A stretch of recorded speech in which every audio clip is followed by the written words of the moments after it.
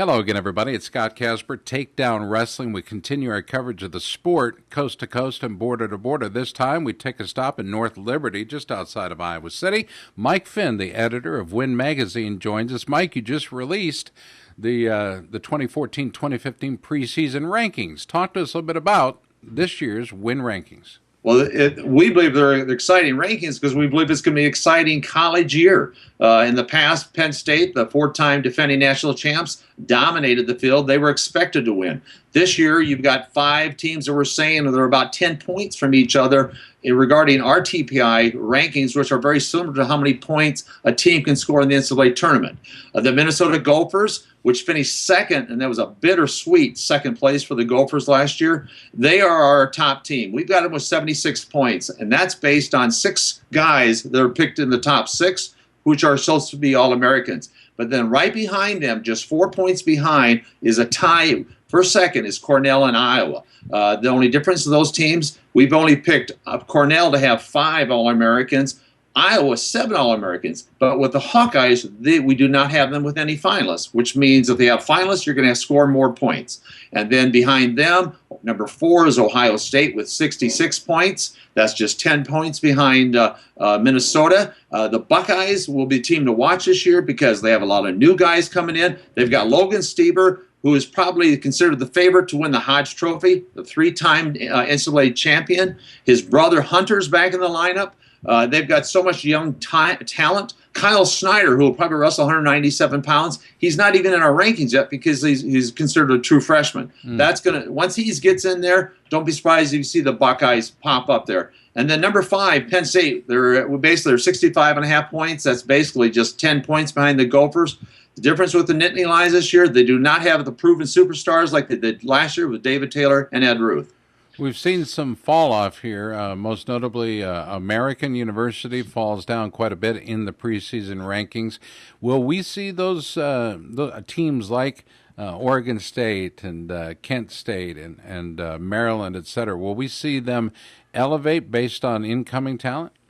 Well, you'd like to believe so. What Jim Zaleski is doing out of Oregon State, frankly, they should have finished better than last year. What they were finished 28th. We had them in the top 10 all year, and they had a lot of power coming back. But the Beavers, they just did not perform that well at the NCAAs. But once again, Jim has been out there for a long time. He does have good incoming talent. Does it have enough though to face against the teams like the Minnesota, Cornell, the top 5 we have there? Missouri, we have them, and Northwestern. They're tied for 7th. I would say those are 2 programs that should be, they could move up, they could challenge. Edinburgh, they are so desperate to get a team trophy. Last year they finished 5th. That's like the highest they've finished. They desperate, and they have a strong group of wrestlers that could really put them in the top 4 next year in St. Louis at the NCAAs. Back in the hunt for a title is Edinburgh. We drop down and talk a little bit about Northern Iowa. Coaches Mark and Doug Schwab being the head coach there, had an outstanding season last year on their way to the NCAAs. They took 15th overall there. You have them at 24th. Even based on that experience from last year, the program building and excitement, where do you see Northern Iowa? Well, they are a team now that needs to sort of reload. You're right. The Schwabs have done an excellent job there. But, they lost one of their top guys last year. And so I would think, they just don't have the star power right now. They have some good wrestlers in there. And that mentality the Schwabs have continued, that have preached, which is why they were such a great dual meet team last year. Now they've got to be able to take that and turn around and make these guys a tournament tough team. As you know, Scott, that is 2 different things, competing as a dual team and then as a tournament team. Which has always amazed me, how it can be so different and yet be so similar. 19th was where NC State finished last year. You see them improving to 17th, tied with Wisconsin. Wisconsin actually drops down a spot, if you will, to 17th themselves. But is NC State's ranking based on the power of one individual in particular, Nick Wisdowski? It is, and then he also has some more talent coming in that should be just as strong. But Nick is obviously the defending national champion at heavyweight. He's a young man who followed Coach Popolizio from Binghamton down to Raleigh, North Carolina. He's still got 2 more years of eligibility left. So you got to believe that he's got to be a finalist. But I tell you what, the heavyweight weight class is really tough. And so you know that he's going to be challenged again. Let's talk about the heavyweight class. I don't know if you've been as amazed as I have been over the growth over the last 5 years in particular of the heavyweights, how competitive and how strong the field has become. Or maybe you've been following that same story. Do you agree with me? Oh, yeah, but because they're athletic heavyweights. A long time ago, frankly, Scott, if you were a big guy, and it was slow action, you were going to make things happen. You look at these other guys, Mike McMullen in Northwestern, Bobby Telford from Iowa, Adam Kuhn, who was a true freshman last year, who was seated, ranked number 1 most of the year until the postseason. He's back. Connor Medberry from Wisconsin, very strong. So that's what I believe is with the heavyweight class now, they're very athletic. And that's what I'm most excited about. You saw Lehigh move from an 18th place finish last year to a 14th place preseason ranking. Is Lehigh ready, and are they set to surprise and perhaps perform some upsets this year? Well, I think they are. Darian Cruz finished 7th last year at 125 pounds as a freshman. They need guys like that now to keep doing what they're doing because. What they're doing out there, the engineers, it's a great program, so much tradition. But once again, you're in the land of Penn State. You're the land of Maryland and Rutgers, which is now growing. It is very competitive to get those kids from the East Coast, especially to stay in Ivy League. And I forgot to even mention Cornell, just up the state in upstate New York. Now, we would be remiss if we didn't talk about some of the programs with big jumps and big potential. One of them, most notably, under a new head coach, Pittsburgh. Let's talk about them. They finished 22nd. You have them moving up to 15th. Yeah, well, their program, they're going to be in the ACC this year, too. So it'll really be fun to see how competitive they are. Maryland leaves the ACC. They go into the ACC now where they've got Virginia Tech they've got to beat. They've got to beat Virginia. And both of those programs, I think if you look at our rankings, they're real close to them. Virginia Tech is 13th. Virginia is 19th. So that should be a great postseason tournament in the ACC. Win Magazine's editor Mike Finn joins us. Win has released its preseason rankings. We're discussing it, breaking it down in this one-on-one interview with Mike, and he's doing so from his offices in North Liberty, Iowa. We're in Des Moines. It's Takedown. Oklahoma State, we talked a bit about them. Right below them is Missouri and Northwestern tied for 7th. Let's talk about Missouri in particular. They moved conferences a year or so ago over to the MAC. They went in, did not necessarily dominant, but let's face it, they won it and won it well. Let's talk about Missouri. Does Brian Smith have 3 plus a possibility? Let's face it, he's hosting again this year. Oh, wow. I tell you what Brian, to me, what Brian Smith has done in Columbia, even when he started, 15 years ago, was remarkable. And for him to, he's got Jaden Cox. He's got a defending national champion as a true freshman last year. He's got 3 more years. So it's guys like that. Drake Hodenschelt, who was, I believe, seeded number 1 last year, going in the postseason at 149. He's back. So once again, they should be tough. I do think it is interesting how we have both Missouri and Northwestern tied in our rankings, and each of them had a freshman as a national champion. At Northwestern, Jason Surtis won at 149. So it'll really be fun to see a lot of these programs who had young leaders. How do they handle coming back as a defending national champion? I think that is the hardest thing. Nebraska in the Big Ten has lost their longtime assistant coach in Tony Ersland. He goes to Purdue.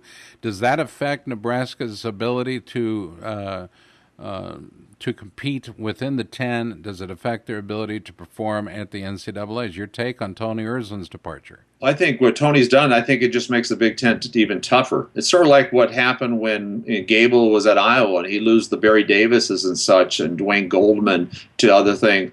Sure, it's going to hurt those programs a little bit, but I also got to believe a coach like Mark Manning, he already has somebody. Brian Snyder's there as one of his top assistants. When you got Jordan Burroughs, the Olympic and world champion there, nearby training, frankly, it's great to have some of these guys like Tony Ersland, but to have someone like Jordan Burroughs in your wrestling room, wow. And then James Green, who nearly made this world team, he's back. So the Cornhuskers, once again, a team that's on that edge, they could really move up. Well, the Cornhuskers used to compete within the Big 12. Iowa State still does.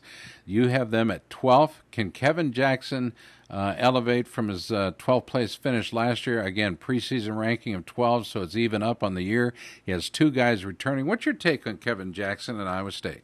Well, I think I think Kevin, to make that adjustment from being the national coach of the U.S. to being a college head coach where recruiting is the number one thing, I think that was a challenge, frankly, for Kevin. I think it's coming around.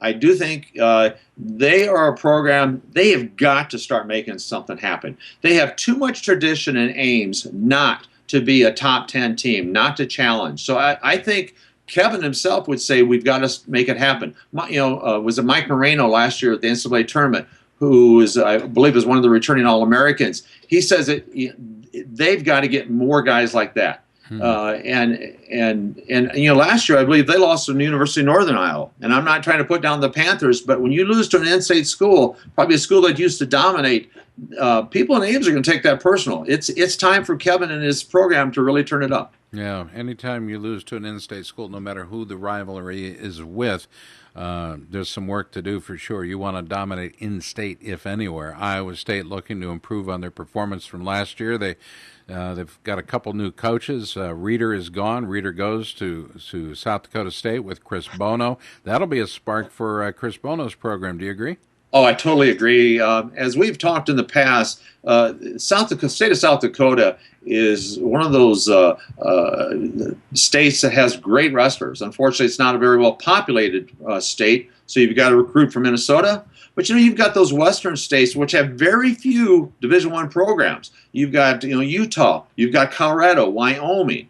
You can even get some kids from Washington, the state of Washington, to come over there. I just think, what they're doing up there at Brookings and South Dakota State, I think the Jackrabbits, Chris Bono, once again, a guy who came from a strong program. He understands what it's going to take, but it's just harder to do it, especially when you're in a conference where it just makes it tougher. And so, but they should do well. And Reeder, being the magnet that he is, people like to be around John. He's a straight shooter, a strong wrestler. Yeah. I don't think anybody can break a sweat quicker than he can. I think for John, especially once he decides that his wrestling days are over as a competitor and he becomes a really focused more a coach, I think he'll even be better. I think he'll be a great recruiter.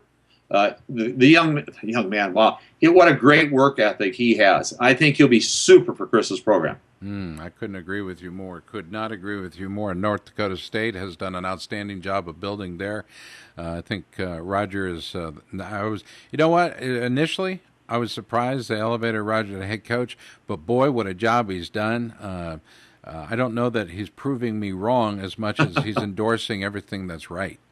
Well, he does everything right, but I got a chance to visit with him at the National Duels last year. He's just a guy who lives it. He breathes it. He follows wrestling. I'd see him at postseason high school tournaments. He's always there. I mean, here's a guy, I can't imagine his recruiting budget's that strong or is that high. So what he's got, he's using. And once he gets more talent, similar to the Chris Bono, they're in an area where they can recruit from Minnesota and such.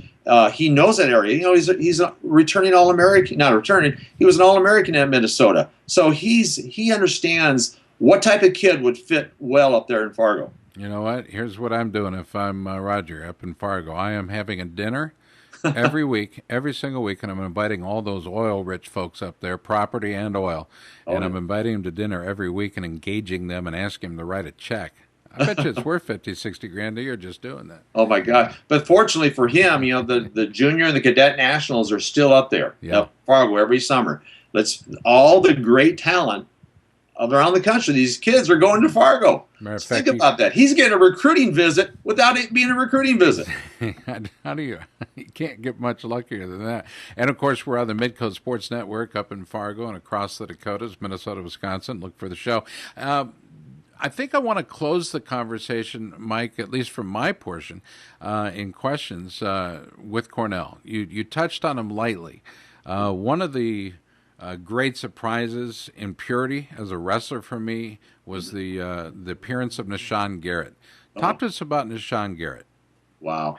California kid. It's just so interesting because, he lost to Jesse Delgado from Illinois. Both of them are California kids. Neither one of them had they had to come from tough upbringings in my mind. Nishan, but to travel all the way across country like he did is remarkable. But he's a very talented. A lot of people think he'll be even a better freestyle wrestler. But that 125 pounds, wow, what a weight class. Nico Megaludis, a two-time national runner-up from Penn State's right there. Alan Waters, who from Missouri, who redshirted. We had talked about Missouri earlier. He's back. Joey Dance. Dylan Peters from Northern Iowa, returning All-American. At Iowa, Thomas Gilman, who a lot of people thought should have been the 125-pounder last year. He will be there, and Corey Clark is moving up to 133 for Iowa. But anyway, getting back to Cornell, as you had mentioned, I tell you what, the stud in that team is Gabe Dean, who I believe will be a sophomore this year. He beat Ed Ruth at the Southern Scuffle. He finished third nationally. He should, wow. He just appeared on the junior world team this past year. He was a medal winner there, a bronze medalist. So, Rob Cole he's one of those programs that reloads. Yeah. It's almost an embarrassment of riches for Rob Cole. You don't expect an Ivy League school to rise as quickly as they did. They have, and now, and I don't even think it's a struggle. I think it's just the job at hand to do what they do and continue to do it well. They've got Chris Villalonga, who I expect to rise from 49 pounds and express himself even more thoroughly than he did last year with a 34-4 record. Do you agree? Oh, yes. Chris is a very talented wrestler, and I believe he's been banged up a bit. Let's face it, almost all these Division I wrestlers have had to deal with some injuries, whether we know about them or not, just by being in the wrestling room. Dylan Ness, to me, from Minnesota, is top ranked at 157 now.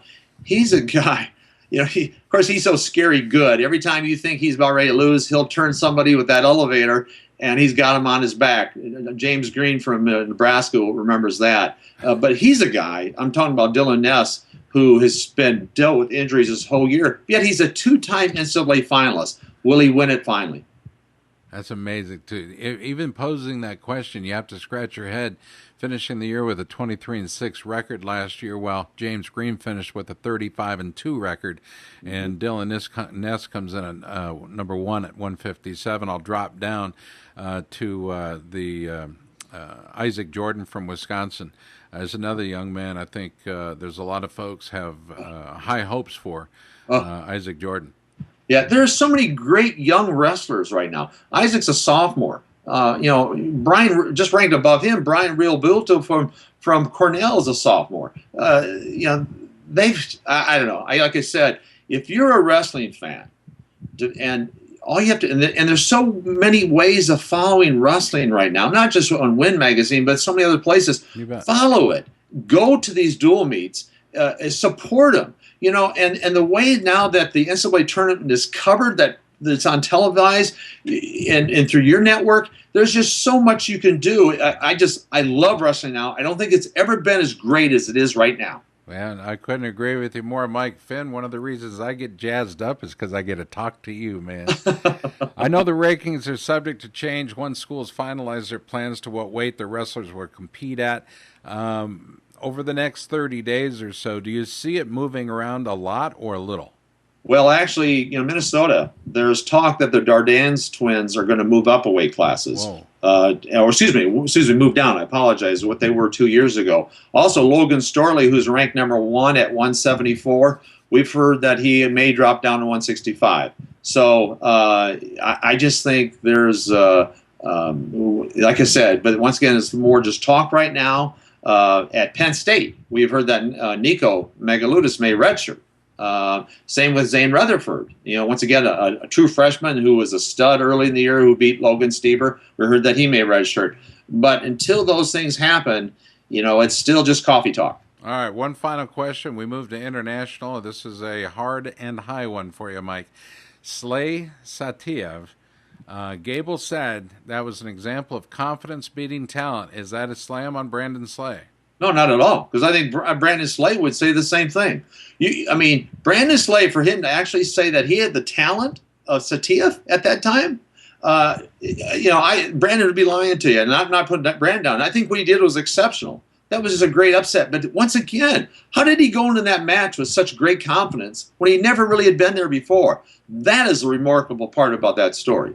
And a great story as well in there by Brian Van Clay on confidence and the psychology of the game. You want to take a look at the most recent edition of Win Magazine. It's Wrestling Insider News Magazine. It's always been one of the great voices for this sport, and surely one of those that's packed full of facts. And that's one of the best parts about Win Magazine. It's a pleasure always talking with Mike Finn. Mike, thank you very much for the time today. I'm looking forward to breaking down the season as it happens with you. It's so fascinating. You're right, man. If there's a reason and a season to get into it, man, I tell you what, there's not a better example of that right now than wrestling has in front of it. It's an outstanding opportunity. Mike, thanks for the time. You're welcome, Scott. Thank you, Scott. You bet. Look for them online, win-magazine.com. And on your newsstand, if they're not delivering it to your home, you don't have a subscription. Get your subscription for the Brute Rankings, the Hot Trophies, youth, high school, college, international opinions, techniques, and more. It's all at win-magazine.com.